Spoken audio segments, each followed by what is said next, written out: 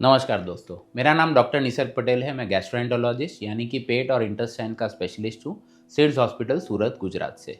हम आज बात करने वाले हैं एक बहुत ही कॉमन प्रॉब्लम यानी कि गॉल ब्लैडर स्लज के बारे में, जिसको हम लोग बिलियरी स्लज भी बोलते हैं। ये एक बहुत ही कॉमन प्रॉब्लम है। आपने बहुत सारे अल्ट्रासाउंड वाले रिपोर्ट में ये देखा होगा कि गॉल ब्लैडर स्लज लिखा हुआ होता है। बहुत सारे लोगों को ये लगता है कि गॉल ब्लैडर स्लज होने की वजह से पेट में दर्द होता है, इंडाइजेशन यानी कि पाचन तंत्र खराब हो जाता है, अफारा होता है, वॉमिटिंग होता है। पर ये दोस्तों, ये सारी चीज़ें बिल्कुल गलत और बेबुनियाद हैं और ना ही इसमें कोई गॉल ब्लैडर की सर्जरी करवाने की ज़रूरत पड़ती है। इसके बारे में जो सारी डिटेल इन्फॉर्मेशन है कि गॉल ब्लैडर स्लज बनता कैसे हैं, उसके लक्षण क्या होते हैं, उसके लिए आप खाने पीने में क्या ध्यान रख सकते हो, उसके लिए क्या टेस्ट अवेलेबल है, क्या ट्रीटमेंट अवेलेबल है, गॉल ब्लैडर की सर्जरी करवानी चाहिए या नहीं करवानी चाहिए, ये सारी डिटेल इन्फॉर्मेशन हमने ये वीडियो में डिस्कस की है। तो ये वीडियो को एंड तक ज़रूर देखना। वीडियो अगर आपको पसंद आया हो तो वीडियो को लाइक और शेयर ज़रूर कर देना, चैनल को सब्सक्राइब कर देना और बेल आइकॉन दबा देना, ताकि ऐसे ही कोई इंपॉर्टेंट वीडियोस हम बनाते हैं तो आपको नोटिफिकेशन मिलता रहे। गैस्ट्रो गुरु के साथ बढ़ाएं अपने पाचन स्वास्थ्य का अनुभव, जहां विज्ञान और वास्तविक ज्ञान मिलते हैं। Authentic medical health information, gastro गुरु के संग। तो चलिए अपने वीडियो को आगे बढ़ाते हैं। गॉल ब्लैडर स्लज यानी कि बिलियरी स्लज, इसके दो अलग अलग नाम हैं, मतलब सेम है। उसके पहले हम डाइजेस्टिव सिस्टम को समझने की कोशिश करते हैं। ये अपना मुंह से जो भी हम खाना खाते हैं वो फूड पाइप के थ्रू यहाँ से अपना पेट में जाता है। यहाँ पे ये जो ब्लू ऑर्गन है वो लीवर है, उसके नीचे ये जो ऑर्गन है इसको गॉल ब्लैडर बोलते हैं, और ये जो ऑर्गन है ये पैंक्रियास है। तो खाना जब भी पेट में जाएगा वो अराउंड 1 से 3 घंटे के अंदर अंदर सब मिक्सिंग होता है। मतलब पेट क्या करता है, it is like a mixer, ये खाना सब मिक्स कर देता है। और जो थोड़ा बहुत मिक्स किया हुआ खाना होता है वो यहाँ पे डियोडिनम, मतलब जो स्मॉल इंटेस्टाइन का छोटी आंत का पहला हिस्सा है, वहाँ पे आके धीरे धीरे करके इकट्ठा होता है। जो लीवर है वहाँ पे बाइल बनता है, बाइल यानी कि पित्त, और पैंक्रियाज में पैंक्रियाटिक जूस बनता है। मतलब जो खाना डाइजेशन में दोनों चीज़ें, पित्त और पैंक्रियाटिक जूस अपने को हेल्प करते हैं। गॉल ब्लैडर में बाइल बनता नहीं है, बाइल अपना सारा बनेगा लीवर में। टोटल बाइल जो बनता है वो अराउंड 500 ml से लेके 1 लीटर तक का बाइल बनता है। पित्त जो अपना होता है वो गोल्डन, येलो या फिर ग्रीन कलर का होता है। पित्त में क्या क्या चीज़ें होती है, तो पित्त में कोलेस्ट्रॉल होता है, पित्त में बाइल सॉल्ट होता है, बाइल पिगमेंट्स होते हैं, टॉक्सिन्स होते हैं, और ज़्यादातर 80 to 90% तो पानी ही होता है। तो ये सारा चीज़ यहाँ पे ये जो छोटी छोटी नलकियाँ है वहाँ पे बनता है, वो यहाँ से ड्रेन होके धीरे धीरे करके इंटेस्टाइन्स में आते हैं। तो इसमें गॉल ब्लैडर का काम क्या है? गॉल ब्लैडर का जो काम है वो, उसका नाम ही पित्त आशय है, वो पित्त को आशय देता है। मतलब gall bladder is just a storage organ. Gall bladder खुद बाइल बनाता नहीं है। ये स्टोर कैसे करता है? तो जो बाइल बनता है वो धीरे धीरे drop by drop gall bladder में आता रहेगा। गॉल ब्लैडर एक पेयर शेप्ड ऑर्गन है, मतलब जो पेरू होता है उसके जितना और इतना छोटा होता है। उसका टोटल वॉल्यूम 50 ml से लेके 150 ml तक, उससे ज़्यादा नहीं होता है। यहाँ पे सब बाइल आके इकट्ठा होता रहेगा। उसमें से जो पानी है वो पानी गॉल ब्लैडर खींचता रहता है, तो वो कॉन्सनट्रेटेड बाइल हो जाता है। मतलब जैसे मानो कि इतना पानी है, आपने उसको बर्फ़ जमा दिया तो वो वॉल्यूम में छोटा हो जाएगा। This is a concentrated form of bile. और जो लीवर में बनता है वो नॉर्मल बाइल होता है।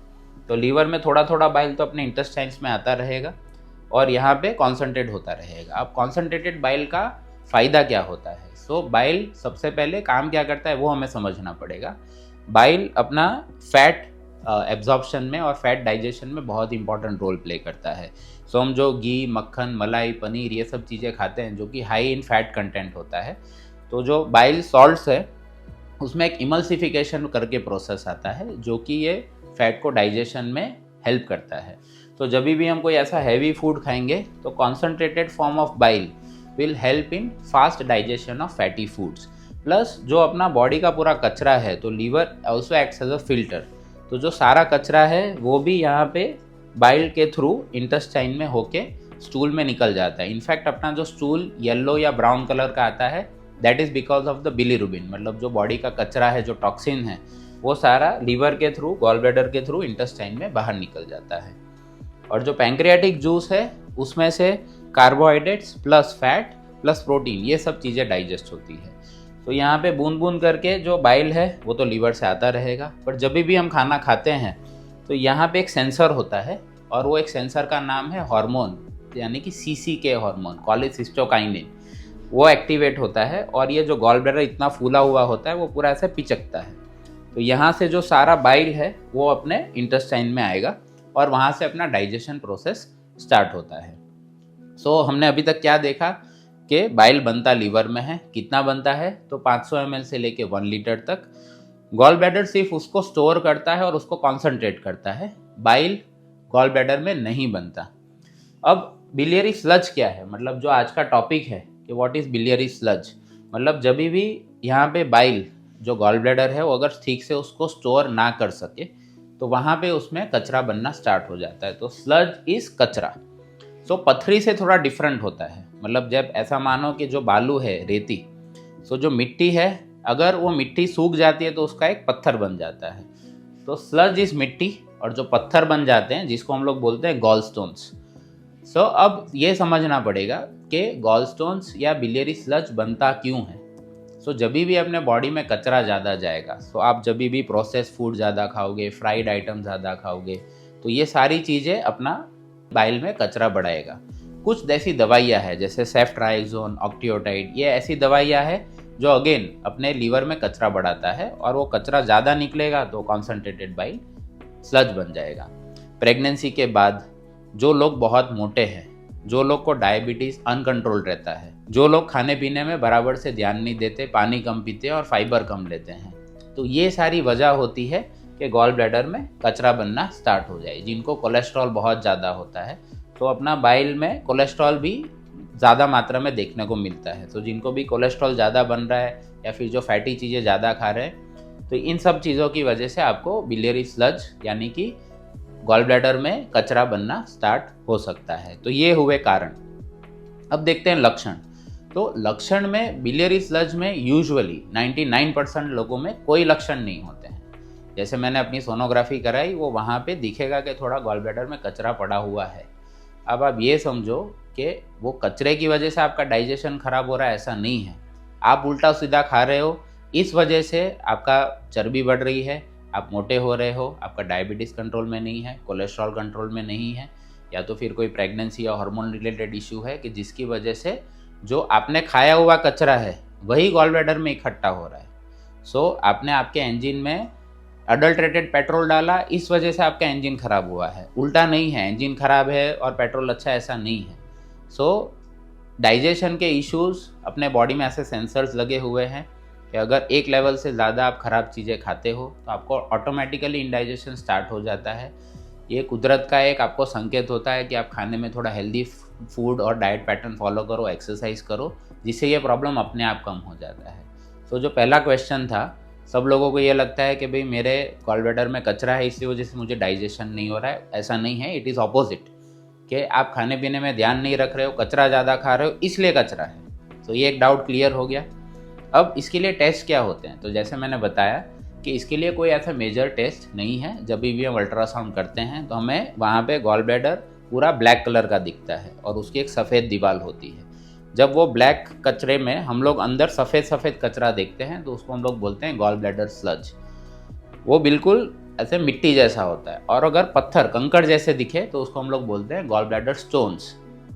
कभी कभी अगर ये स्लज या पत्थर जब पित्त की नली में आ जाते हैं या फिर यहाँ पे नेक ऑफ गॉल ब्लैडर में फंस जाता है, तब उसके लक्षण आ सकते हैं। और ये लक्षण में पेट में भयंकर दर्द होना, वॉमिटिंग होना, पीछे कमर तक दर्द जाना, बुखार आना, पेशाब पीला होना या पीलिया हो जाना, ये सारे लक्षण आ सकते हैं। कभी कभी ये गॉल ब्लैडर पे सूजन भी दे सकता है, जिसको हम लोग एक्यूट कोलेसिस्टाइटिस बोलते हैं। कभी कभी ये पथरी नीचे आके फंस सकती है, कचरा नीचे आके फंस सकता है, जिसमें पैंक्रेटाइटिस भी हो सकता है। अगर ऐसा कोई लक्षण आता है तो ही हमें गॉल ब्लैडर का ऑपरेशन करने की ज़रूरत पड़ती है, नहीं तो 99% ऑफ द केसेस में जो इसके लक्षण होते नहीं हैं। अगर कॉम्प्लिकेशन हो तो ही आपको सर्जरी करना है। अब चलते हैं, तो हमने 2 चीज़ें देख ली कि ये बनता कैसे हैं, उसके लिए आप क्या लक्षण महसूस कर सकते हो, और थर्ड कि इसके लिए क्या टेस्ट है। अब चलते हैं फोर्थ पॉइंट पे कि ये ना बने उसके लिए हम लोग क्या क्या ध्यान रख सकते हैं। सो जैसे कि मैंने बताया कि अगर आप कारण को अच्छे से समझोगे तो आपके पास सॉल्यूशन आ जाएगा। तो इसका मेन सॉल्यूशन है कि आप फाइबर बढ़ाओ खाने में, फल फ्रूट सलाद ये सब चीज़ें ज़्यादा खाओ।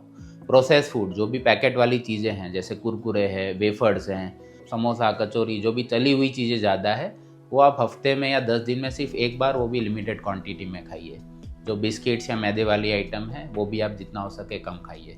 तेल, घी, बटर, मसाला, मलाई ये सब भी जितना हो सके उतना आप कम खाइए। अगर आपका वज़न ज़्यादा है तो आपको वज़न कम करना है। ऑल्सो माइंड यू कि कभी कभी ओवर वेट रिडक्शन में, मतलब जो लोग फास्टिंग ज़्यादा करते हैं तो फास्टिंग से भी ये बाइल हाइपर कॉन्सेंट्रेट होकर ये कचरा बन सकता है। जो कि जिन्होंने फॉर एग्जांपल बेरियाटिक सर्जरी करवाई है या फिर जिनका वज़न 100 था, डायरेक्ट 2 महीने में 80 पे आ गए, मतलब फटाफट वेट लॉस किया। तो अगर आप वेट में बहुत ज़्यादा हो या बहुत रैपिडली कम करते हो, दोनों में आपको ये कचरा बढ़ सकता है। सो आपको अगर वेट लॉस करना है तो आपको धीरे धीरे करके करना है, एकदम रैपिड वेट लॉस नहीं करना है। कुछ ऐसी दवाइयाँ होती है जैसे मैंने बताया कि हार्मोनल पिल्स, कि जो आप मासिक में रोकने के लिए, मेंस्ट्रुअल साइकिल को रोकने के लिए जो हार्मोनल पिल्स लेते हो उससे ऐसा हो सकता है। कुछ ऐसी कैंसर की दवाइयाँ है उसमें ऐसा हो सकता है। कुछ एंटीबायोटिक्स है, ऑक्टिवाइड करके एक दवाई है। तो ऐसी अगर कोई दवाई अगर आप ले रहे हो तो पहले आपके जो ट्रीटिंग डॉक्टर को पूछिएगा कि ये दवाई की वजह से हो सकता है कि नहीं हो सकता।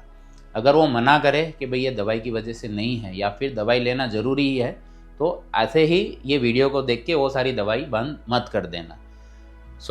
आपको प्रिवेंशन में क्या करना है, हेल्दी डाइट फॉलो करना है, अनहेल्दी चीज़ें कम करना है, वेट लॉस आपको ग्रेजुअल करना है, कोई दवाई के बारे में आपको डॉक्टर के लिए सलाह लेनी है। And the fifth thing is कि आपको पानी बहुत ज़्यादा पीना है। जितना ज़्यादा पानी पियोगे ये कचरा यहाँ से साफ होता रहेगा। तो ये सारी हुई चीज़ें प्रिवेंशन के लिए। अब 5वां पॉइंट कि क्या इसमें कोई ट्रीटमेंट की ज़रूरत है। अगर आपके रूटीन सोनोग्राफी में अगर गॉल ब्लैडर में स्लज आ रहा है तो क्या आपको कोई दवाई लेने की ज़रूरत है। सेकेंड क्वेश्चन कि क्या इसमें कोई दवाई अवेलेबल है कि नहीं। तो जैसे मैंने बताया कि ये आपके डाइजेशन में आपकी ओवर ईटिंग और लाइफस्टाइल ख़राब होने की वजह से ये प्रॉब्लम हो रहा है। तो दवाई लेने से ज़्यादा बेहतर है आप लाइफस्टाइल में वो चेंजेस लाइए। अगर आपको डॉक्टर एडवाइस करते हैं कि आपको दवाई लेने की ज़रूरत है तो UDCA करके एक दवाई है, अर्सोडिऑक्सीकोलिक एसिड, जिसका रूटीन डोज है 300 मिलीग्राम। हम लोग नॉर्मली उसमें दिन में 2 या 3 बार तक देते हैं खाने के बाद, और हम लोग यूजुअली ये दवाई 3 से 6 महीने के लिए देते हैं। पर मुझे याद है वैसे सिर्फ मैं 100 पेशेंट में से मुश्किल से 1 या 2 पेशेंट को दवाई देता हूँ, और दवाई देने के बाद फिर हम लोग सोनोग्राफी 1 महीने, 3 महीने और 6 महीने पे चेक करते हैं कि ये जो कचरा है वो चला गया है कि नहीं। नॉर्मली मैं दवाई कब देता हूँ पेशेंट को, अगर कोई दवाई की साइड इफ़ेक्ट से कचरा बना है, जैसे कि मैंने कोई पेशेंट को एंटीबायोटिक दिया और उसके बाद कचरा बना, या तो फिर कोई हार्मोनल पिल्स की वजह से कचरा बना, या उसके कोई लक्षण आ रहे हैं, तभी मैं दवाई देता हूँ। और मुश्किल से 100 में से 1 या 2 पेशेंट को ही दवाई की ज़रूरत पड़ती है। 99% लोगों को सिर्फ लाइफस्टाइल मॉडिफिकेशन की ज़रूरत पड़ती है। क्वेश्चन नंबर 6 कि क्या इसमें गॉल ब्लैडर की सर्जरी करवाना अनिवार्य है कि नहीं। Answer is total no. इसमें गॉल ब्लैडर की सर्जरी करवाने का कोई रोल नहीं है। हाँ, पर अगर ये जो मिट्टी है उसमें से पत्थर बन जाते हैं और वो पत्थर यहाँ पे फंसते हैं या यहाँ पे फंसते हैं, और वो पत्थर या मिट्टी की वजह से आपको बार बार कोई ना कोई प्रॉब्लम आती है, जैसे कि एक्यूट कोलेसिस्टाइटिस, एक्यूट पैंक्रेटाइटिस और कोलेंजाइटिस। मतलब या तो पथरी की वजह से गॉल ब्लैडर पे सूजन आ गया, या फिर पैंक्रियास पे सूजन आ गया, या तो लीवर पे सूजन आ गया। तो फिर आप कोई भी सर्जन डॉक्टर को मिल के सर्जरी का प्लान कर सकते हो। सर्जरी नॉर्मली लेप्रोस्कोपिक होता है, मतलब दूरबीन से वो लोग सर्जरी कर सकते हैं। मुश्किल से 2 या 3 टाँके आते हैं, छोटी सर्जरी है, 1 या 2 दिन में छुट्टी भी हो जाती है। But without consulting a doctor आपको सर्जरी करने या नहीं करने का डिसीजन बिल्कुल नहीं लेना है। कुछ लोग ये पूछते हैं कि सर गॉल ब्लैडर निकलने के बाद अपने को फिर डाइजेशन में इशू होगा कि नहीं। तो इसका जवाब है कि आपका पित्त तो सारा लीवर में बनता है, गॉल ब्लैडर क्या करता है, उसको स्टोर करता है। सो आप ऐसा मानो कि आपका अगर स्टोरेज रूम नहीं है घर में, तो आप जो भी खाना लाओगे वो 2-3 दिन में आप आराम से ख़त्म कर सकते हो। अगर आप थोड़ा थोड़ा करके खाना खाओगे और ज़्यादा फैटी फूड नहीं खाओगे, स्टोरेज की कब ज़रूरत है, जैसे कि आपकी गाड़ी है तो गाड़ी में आपका ऑटोमेटिक गाड़ी है। एक होता है रूटीन ड्राइविंग मोड और एक होता है स्पोर्ट्स मोड या पावर मोड। अगर पावर मोड नहीं है फिर भी आप रूटीन गाड़ी हाईवे पे तो चला सकते हो। पावर मोड की ज़रूरत कब पड़ती है? कि जब आपको बहुत स्पीड में ओवरटेक करना है।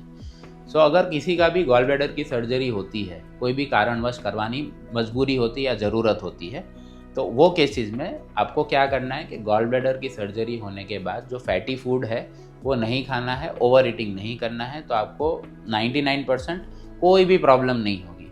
हाँ, कभी कभी फैटी फूड या फैट सॉल्युबल जो विटामिन होते हैं, vitamin A, vitamin D, vitamin E और विटामिन के, सो ए, डी, ई, के, ये 4 ऐसे विटामिन हैं कि जो फैट सॉल्युबल होते हैं, और कभी कभी गॉल ब्लैडर सर्जरी होने के बाद ये विटामिन की डेफिशिएंसीज हो सकती है, but this is extremely rare. Hope कि आपको ये गॉल ब्लैडर स्लज के बारे में जो भी सारी मैंने इन्फॉर्मेशन बताई वो आपको समझ में आई होगी। फिर भी अगर आपको कोई इन्फॉर्मेशन नहीं समझ में आई तो आप मुझे व्हाट्सएप पे या तो फिर नीचे कमेंट सेक्शन में आप कमेंट लिख के दे दीजिए। आपके अगर कोई रिपोर्ट्स है वो भी आप मुझे शेयर कर सकते हो, हम इसके बारे में ज़्यादा डिस्कस कर सकते हैं। धन्यवाद, नमस्कार, जय हिंद, जय भारत। गैस्ट्रो गुरु के साथ बढ़ाएं अपने पाचन स्वास्थ्य का अनुभव, जहां विज्ञान और वास्तविक ज्ञान मिलते हैं। Authentic medical health information, gastro गुरु के संग।